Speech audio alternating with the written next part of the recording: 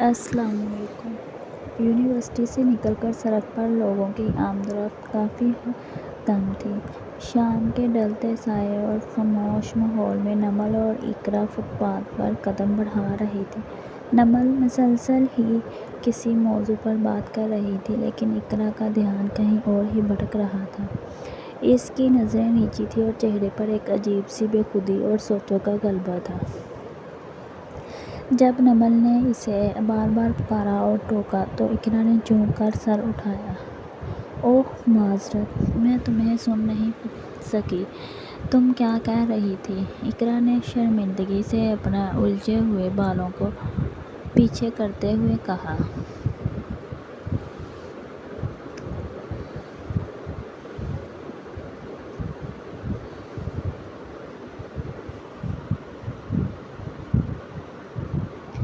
نمل نے استفسار پر کہ وہ صبح سے اتنی کھوئی کھوئی کیوں ہے؟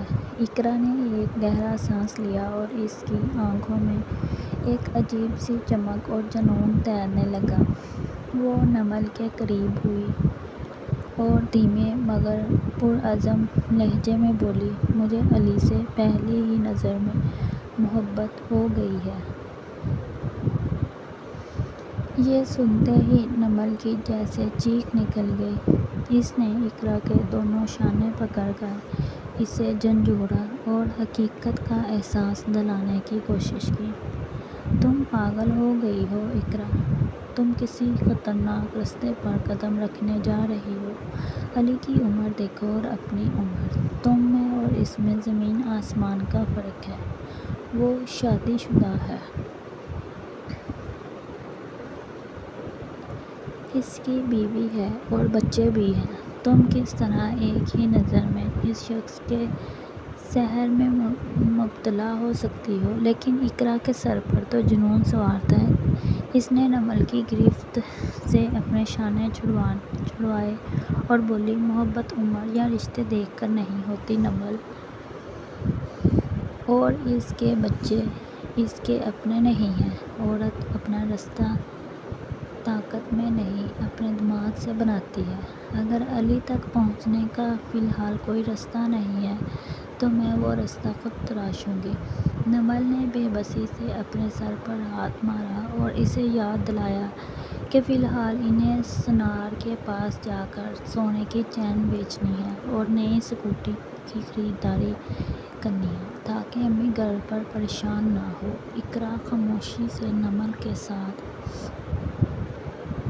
آگے بڑھ گئی، لیکن اس کے ذہن و حواس پر علی کی شہد و رنگ آنکھیں، چہرے کی سختیاں اور اس کی خوشبو پوری طرح حاوی ہو چکی تھیں۔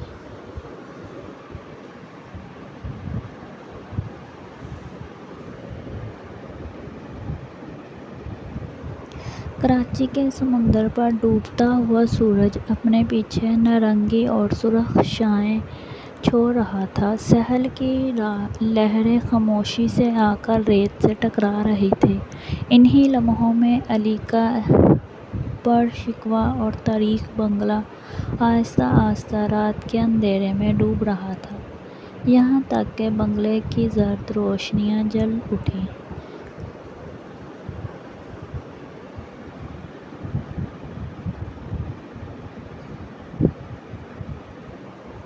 گاڑی رکی تو علی نے نزاکت کے ساتھ نور کا ہاتھ تھام کر اسے باہر نکالا۔ دونوں دن بھر لنچ اور شاپنگ کے بعد واپس لوٹے تھے۔ نور علی کی تمام تر توجہ صرف اور صرف اپنے لیے چاہتی تھی۔ اس سے یہ بات ذرا بھی گوار نہ تھی کہ علی اپنی بیٹی سحر کی اتنی فکر کرے یا اس کا ذکر بار بار کرے۔ نور اپنے ضمیر کو یہ کہہ کر خاموش کروا دیتی تھی کہ میرا خیال رکھنے والا صرف علی ہے اور میں اسے کسی کے ساتھ بھی بانٹ نہیں سکتی۔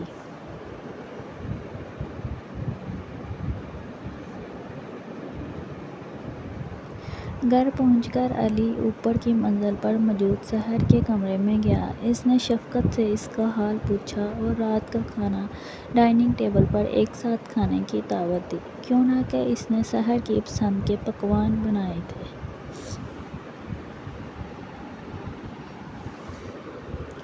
ڈائننگ ہال کی طویل میز پر طرح طرح کے کھانے چنے ہوئے تھے۔ زرد بلبوں کی مدھم روشنی میں عجیب سا تعطیل طاری تھا۔ فہد ہال میں داخل ہوا اور ہمیشہ کی طرح صدارتی کرسی پر جا بیٹھا۔ یہ اس کا ایک طریقہ تھا علی کو یہ بتانے کا۔ نور نے خوش ہو کر کہا، مجھے یقین نہیں آ رہا فہد کہ تم آج ہمارے ساتھ کھانے کی میز پر موجود ہو۔ کھانے کے دوران فہد نے چمچ رکھا اور علی نور کی طرف دیکھ کر انتہائی ٹھنڈے لہجے میں کہا، میری ڈگری مکمل ہونے والی ہے اور میں اپنے حصے کے ہوٹلوں کو بھی سنبھال رہا ہوں۔ اب میرا خیال ہے کہ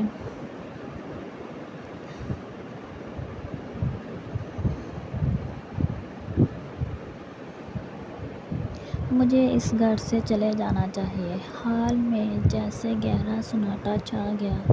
علی نے مشکل سے اپنے الفاظ مجتمع کیے اور پوچھا، تم کہاں جاؤ گے فہد؟ فہد نے تلخی سے مسکرا کر جواب دیا، میں نے نیا گھر دیکھ لیا ہے اور میں وہاں شفٹ ہو جاؤں گا۔ یہ گھر آپ کا ہے اور آپ کی بیوی کا ہے، جس میں صرف آپ دونوں کو رہنا چاہیے۔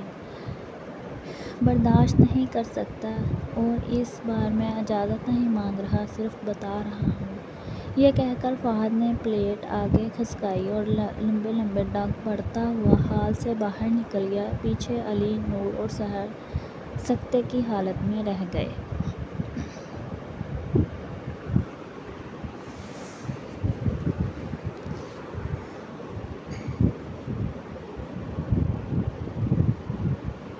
فہد اپنے کمرے میں بیڈ پر بیٹھا تھا جب سحر روتے ہوئے اندر داخل ہوئی۔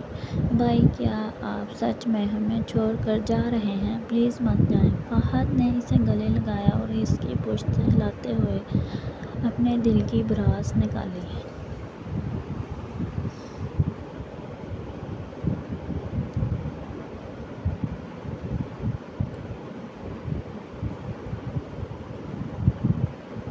سحر، میرا خون کھولتا ہے اس شخص کو اپنی ماں کے ساتھ دیکھ کر۔ مجھے اپنی ماں سے بھی نفرت محسوس ہوتی ہے۔ ہمارے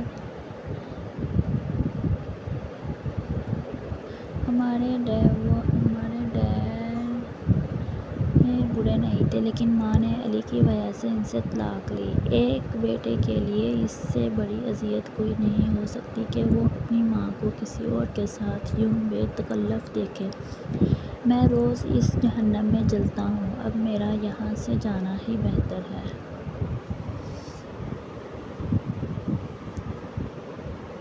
اپنے ساؤنڈ پروف کمرے میں نور نائٹی میں ملبوس اپنے گلے میں لاکٹ اتار رہی تھی، لیکن اس کا وجود فہد کی باتوں اور فکر سے کانپ رہا تھا۔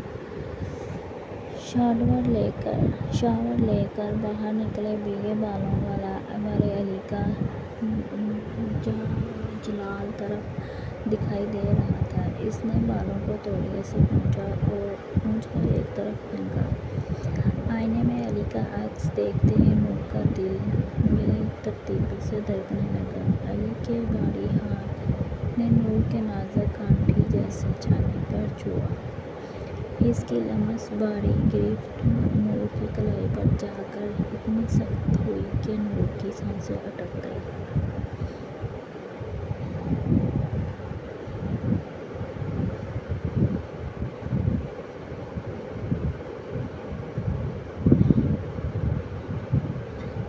علی نے اسے ایک جھٹکے سے گھما کر اپنی طرف کیا۔ اس کا انداز انتہائی سخت مگر تپش سے بھرا ہوا تھا۔ اس کی سرخ ہوتی شہد رنگ آنکھیں نور کے سر پہ جم گئیں۔ اور کتنی پریشان ہونے کا ارادہ ہے آپ کا؟ علی نے اپنے دھاڑے ہاتھوں سے نور کی گردن پر بکھری زلفوں کو ہٹایا اور اپنے گرم گرم سانسوں کی تپش اس کی گردن کی نرمی سے نچوڑ کر نور کی طرف اور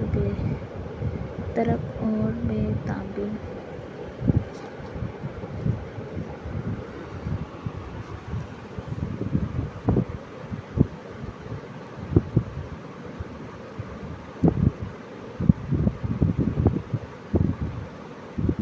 بڑھنے لگی۔ علی کا یوں چھو لینا اسے بچھڑے جذبات میں دھکیل دیتا تھا۔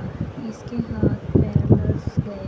علی نے نور کو مزید اپنے ساتھ جکڑا اور اس کے خوابیل الفاظ کے چھالے سے نیچے سرکا کر اس کے حسن کو بے نقاب کر دیا۔ نور کی پشت دیوار سے جا لگی اور وہ تڑپ اٹھی۔ میں آپ کی روح سے شدت سے اتاروں گا۔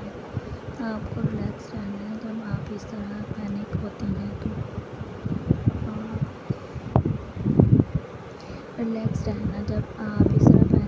ہیں تو آپ کو پین ہوتا ہے اور آپ میرا ساتھ نہیں دے پاتی۔ علی کے باری اور جنوبی ہاتھ کا لمس اس کی کمزوریوں پر آ گیا جہاں اس کی انگلیوں نے ایک آگ سی بھڑک دی۔ علی کا انداز شدید تھا اور نور اس کی دیوانگی اور سخت رویے کے آگے بے بس ہو کر سسکیاں بھرنے لگی۔